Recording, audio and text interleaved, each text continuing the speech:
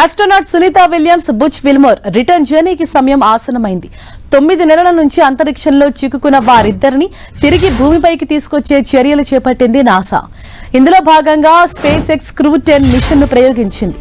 ఇవాళ వేకువజామున 4:30కి Falcon 9 rocket నిప్పులు కక్కుతూ నింగిలోకి దూసుకెళ్లింది.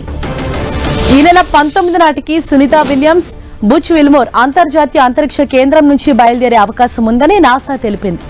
అన్ని అనుకూలిస్తే ఈ నెల 20 తర్వాత వారిద్దరూ భూమికి చేరుకోనున్నారు.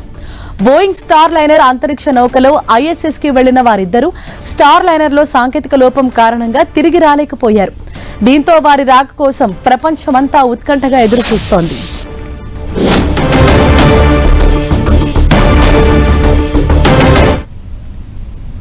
మూడోసారి రోదిస్లోకి వెళ్లిన భారత సంతతి వ్యోమగామి సునీతా విలియమ్స్ దాదాపు 9 నెలలుగా అంతరిక్ష కేంద్రంలోనే చిక్కుకుపోయారు. ఆమెతో పాటు వెళ్లిన బుచ్ విల్మోర్ కూడా అక్కడే ఉండిపోవాల్సి వచ్చింది. ఈ క్రమంలో వారిని భూమిపైకి తిరిగి తీసుకొచ్చేందుకు నాసా, స్పేస్ ఎక్స్ లు తీవ్రంగా ప్రయత్నిస్తున్నాయి. ఇందులో భాగంగా అమెరికాలోని ఫ్లోరిడా నుంచి 4 వ్యోమగాములతో 3 రోజుల క్రితమే ఫాల్కన్ 9 రాకెట్ బయలుదేరాల్సి ఉండగా హైడ్రాలిక్ సిస్టంలో సమస్యతో ఆ ప్రయత్నం వాయిదా పడింది. ఆ సమస్యను పరిష్కరించి ఇవాళ వారిని తీసుకొచ్చేందుకు ఫాల్కన్ 9 రాకెట్ బయలుదేరి వెళ్లింది. దీంతో వ్యోమగాముల రాక కన్ఫర్మ్ అయింది.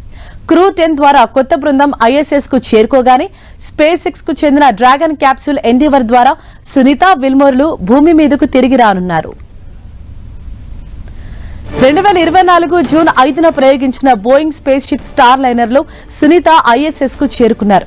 ప్రణాళిక ప్రకారం ISS లో ఉన్న వ్యోమగాములు సునీతా విలియమ్స్, బుచ్ విల్మోర్ వారం రోజులకే భూమిని చేరుకోవాల్సి ఉంది. అయితే స్టార్ లైనర్ లో సాంకేతిక సమస్యలు తలెత్తడంతో వ్యోమగాములు లేకుండానే అది భూమిని చేరుకుంది. అప్పటి నుంచి Sunita Williams, Butch Wilmore ISS లోనే ఉంటున్నారు. వారిని తిరిగి తీసుకురావడానికి నాసా, స్పేస్ ఎక్స్ తో కలిసి పనిచేస్తోంది.